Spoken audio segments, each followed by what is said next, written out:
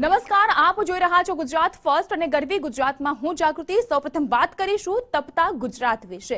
ગુજરાતમાં આજથી આગામી 3 દિવસ માટે હીટવેવની આગાહી કરવામાં આવી છે અને આ હીટવેવની આગાહી સાથે જ અમદાવાદમાં જાહેર કરવામાં આવ્યું છે રેડ એલર્ટ। રાજ્યમાં ક્યાંક માવઠું તો વળી ક્યાંક ગરમીનો પ્રકોપ દેખાઈ રહ્યો છે। રાજ્યના 11 શહેર એવા છે કે જ્યાં 41 ડિગ્રીથી વધુનું તાપમાન નોંધાયું। અમદાવાદ અને ગાંધીનગરમાં નોંધાયું 43 ડિગ્રી તાપમાન। 17 મેના દિવસની જો વાત કરીએ કે જ્યારે વલસાડ, પોરબંદર, ગીર સોમનાથમાં હીટવેવની સ્થિતિ એટલે કે આજના દિવસની આપણે વાત કરી રહ્યા છે। વાત હવે 18 મેની તો 18 મેના રોજ સુરત, વલસાડ, કચ્છ, ભાવનગરમાં હીટવેવની સ્થિતિ। 19 મેના રોજ વલસાડ, ગીર સોમનાથ, કચ્છ અને દીવમાં પણ હીટવેવની આગાહી કરવામાં આવી છે। જોકે 22 મે બાદ અમદાવાદમાં ગરમીનો પારો વધશે અને ગરમીનો પારો વધીને પહોંચી શકે છે 47 ડિગ્રીને પાર।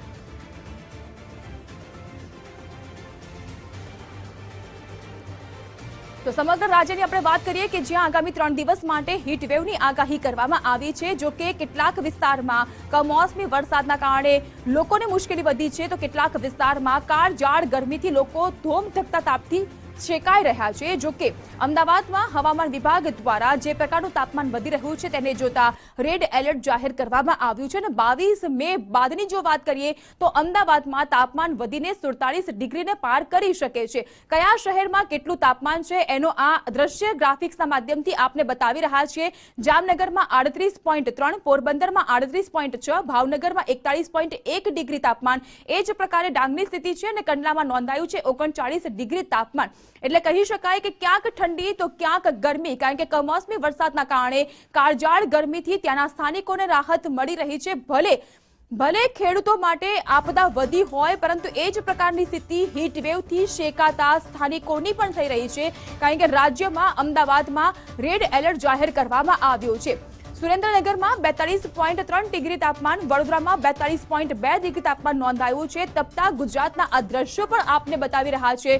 ગુજરાતની જનતા જે કાળઝાળ ગરમીમાં શેકાઈ રહી છે તેની પણ આપણે વાત કરી રહ્યા છીએ, કારણ કે હરિયાળું પાટનગર, ક્લીન પાટનગર, ગ્રીન પાટનગર કહેવાય છે ગાંધીનગર, કે જ્યાં પણ 43 ડિગ્રી તાપમાન નોંધાયું। અમરેલીમાં 41.2, ભાવનગરમાં 41.1 ડિગ્રી તાપમાન નોંધાઈ રહ્યું છે। લોકો કાળઝાળ ગરમીથી બચવા માટે કામ ન હોય તેવા સંજોગોમાં ઘરની બહાર નીકળવાનું ટાળે છે તો બીજી બાજુ ઠંડા પીણાનો સહારો તેઓ લેતા હોય છે। વધુ વિગતો સાથે જોડાઈ ચૂક્યા છે સંવાદદાતા સચિન સેકલિયા। સચિન, અમદાવાદ સહિત કેટલાક વિસ્તારમાં 41 ડિગ્રીથી ઉપરનું તાપમાન, 22 મે બાદ અમદાવાદની સ્થિતિ વધુ ખરાબ થઈ શકે છે। અમદાવાદમાં રેડ એલર્ટ જાહેર કરાયું। તો છેલ્લા 3 દિવસથી હીટવેવની જે આગાહી કરવામાં આવી છે તેને જ લઈ બનાસકાંઠાના મુખ્ય મથક ડીસા હોય અત્યારે સૌથી વધુ ગુજરાતની ગરમી પડતી હોય છે। હું મુખ્ય મથક પાલનપુરના એક ચાની ખીચડી પર તમે સીધા દ્રશ્યો બતાવીશ, કેમ કે જે આજનો 1 વાગ્યાનો માહોલ છે અને 41 જેટલી ડિગ્રી છે તે ગરમીમાં નોંધાઈ રહી છે।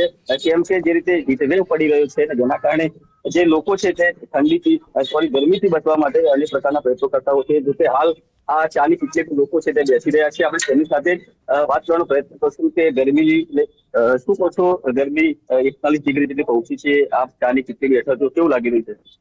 બનાસકાંઠા ગરમી અને ઠંડી માટે જાણીતો છે। અહીંયા પર્વતીય વિસ્તાર ધરાવે છે। હાલ અહીંયા છેલ્લા અઠવાડિયાથી 40-41 ડિગ્રી તાપમાન વધી રહ્યું છે। લોકો કાળઝાળ જેમ શેકાઈ રહ્યા છે। બીજી બાજુ વીજ તંત્રની લાપરવાહી છે કે સવારથી 8 વાગ્યાથી બપોરે 1 વાગ્યા સુધી લાઈટ કાપશે, વીજ ઉપકરણો પણ બંધ છે એટલે લોકો તહેમમ પોકારી ગયા છે। હવે લોકો વરસાદની રાહ જોઈ બેઠા છે। લોકોને વરસાદની રાહ જોઈ ગઈકાલે કમોસમી વરસાદ વરસ્યો હતો, આજે 41 જેટલી ડિગ્રી તાપમાન નોંધાયું છે। લોકો ગરમીથી બચવા માટે કેવા પ્રયત્નો કરી રહ્યા છે? હાલમાં ગરમીથી બચવા માટે બહાર નીકળવા ટાળી રહ્યા છે, વીજ ઉપકરણોનો સહારો લઈ રહ્યા છે અને તંદુરસ્તી જવા માટે પીણાના પૂરતો પણ સહારો લીધો।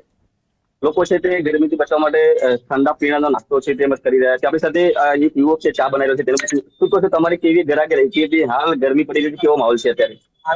ગરમી તો હે ને એટલે બધી ગરાકી આવે છે।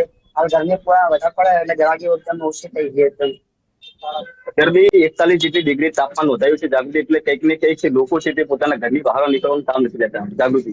જી આભાર સચિન તમામ વિગતો જણાવવા માટે. તો બનાસકાંઠામાં પણ જે જનતા છે એ અસહ્ય ગરમીથી હવે ત્રાહિમામ પોકારી ઉઠી છે અને તેઓ ગરમીમાં ઘરની બહાર ન નીકળવાનું પણ ટાળી રહ્યા છે.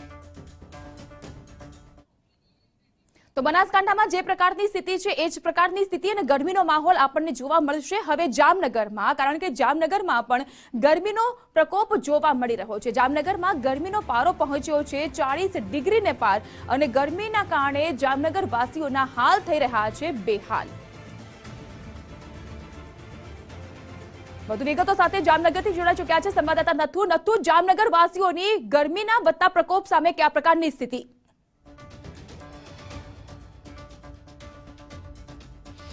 જાગૃતિ, છેલ્લા 3 દિવસથી હવામાનની ઉલટસુલટ, એટલે કે ક્યારેક વરસાદ તો ક્યારેક પ્રકોપ, ગરમીનો પ્રકોપ. ઉકળતા તાપ વચ્ચે જે બપોર જે છે તે સુમસામ બની જાય છે. હાલ આપણે જામનગરની બજારમાં છીએ કે જ્યાં ઠંડા પીણાની એટલે કે રસની જે આરી છે ત્યાં લોકો ઉમટી પડ્યા છે. અસહ્ય તાપની સામે, અસહ્ય ગરમીની સામે રક્ષણ મેળવવા માટે લોકો રસનો સહારો લઈ રહ્યા છે. આપણે પૂછશું શું કેવી હાલત છે, કેવી ગરમી પડી રહી છે અને ગરમીથી રક્ષણ માટે શું કહેશો? સારી ગરમી છે, આમ તો ઘણી ગરમી છે. રક્ષણ માટે આ જ સારું છે, જેટલું પીઓ આ જ સારું છે. આવી ગરમી ક્યારેય પડી છે? ના, જનરલી નથી પડી. આ ગરમી મોટા રાખે છે. આવું નવું તાપમાન છે. આ જ તાપમાન છે છેલ્લા 10 વર્ષથી અવિચળ છે, અવળ છે. ત્યારે શું કહેશો, ગરમીથી બચવા માટે લોકોએ શું કરવું જોઈએ? જેટલું ઘરમાં રહ્યો અને પાણી પીતા રહ્યો અને આવી વસ્તુ પીઓ એ જ બરાબર છે. જોઈ શકાય છે જે રીતના દ્રશ્યો હું બતાવવા માંગીશ કે આ લોકો છે, આ જામનગરની જનતા છે કે ગરમીથી બચવા માટે જાગૃતિ શેરડીનો રસ અથવા ઠંડા પીણાનો સહારો લઈ રહ્યા છે. જો તાપમાનની વાત કરવામાં આવે તો છેલ્લા 1 અઠવાડિયામાં તાપમાનનો પારો 5 ડિગ્રી વધ્યો છે. એટલે કે જામનગરનું તાપમાન વર્ષમાં 2 જ દિવસ 40 ડિગ્રી ઉપરાંત હોય છે, પરંતુ છેલ્લા 3 દિવસથી જે તાપમાનનો પારો અવિરત વધી રહ્યો છે તેમાં પણ છેલ્લા 5 દિવસમાં 4 ડિગ્રી વધી છે. એટલે કે ગરમીનો પારો છે તે અસહ્ય બની રહ્યો છે અને હાલ લોકો ઠંડા પીણાનો સહારો લઈ રહ્યા છે. તો બીજી તરફ લોકોમાં જોવા જઈએ તો આપણી સાથે અન્ય લોકો પણ જોડાયેલા છે, તેની સાથે વાત કરશું. શું કહેશો, ગરમીનો પારો સતત વધી રહ્યો છે? દિવસે દિવસે ગરમીનો પારો એટલો વધી રહ્યો છે કે તડકાથી માણસો પછી પશુ પક્ષીઓ ત્રાહિમામ થઈ રહ્યા છે. એટલે આપણા શરીરમાં પાણી ના ખૂટવી જાય એના હિસાબે રસ છે, લીંબુ શરબત છે, લીંબુ પાણી છે, એનો સહારો લેવો પડે છે. અને દિવસે દિવસે જામનગરમાં ડાયરિયાના કેસ છે, આંતરડામાં સોજો આવી જવું, એ ગરમીના હિસાબે વધારે દિવસે દિવસે એવા કેસ પણ વધી રહ્યા છે. અને પણ મારે એક તમારા ન્યૂઝ દ્વારા એક અપીલ કરવી છે કે તમારી આજુબાજુ કોઈ પશુ પક્ષી હોય, ગાયો હોય, એને તમારે પાણી પાવું, કુંડા રાખવા, જેથી કરી આપણે તો મનુષ્ય છે તો આપણે તો આવું ઠંડુ પીણું પીને અને ગુજારું કરી લેશી ને આપણા સરસ આત્મા ઠારી લેશી, પણ આ પશુ પક્ષીનું કોણ? એટલે એક તમારે ન્યૂઝ દ્વારા અપીલ છે. જીવના રક્ષણ માટે પણ લોકો કહી રહ્યા છે. જાગૃતિ તંત્ર દ્વારા પણ જાહેરનામું બહાર પાડવામાં આવ્યું છે ને લૂથી બચવા માટે શું કરવું જોઈએ તે માટેની ગાઈડલાઈન પણ નક્કી કરવામાં આવી છે. ત્યારે આ તાપમાનનો પારો હજુ વધુ પહોંચશે તેમ તંત્ર કહી રહ્યું છે. જી આભાર નથુ તમામ સ્થિતિ જણાવવા માટે.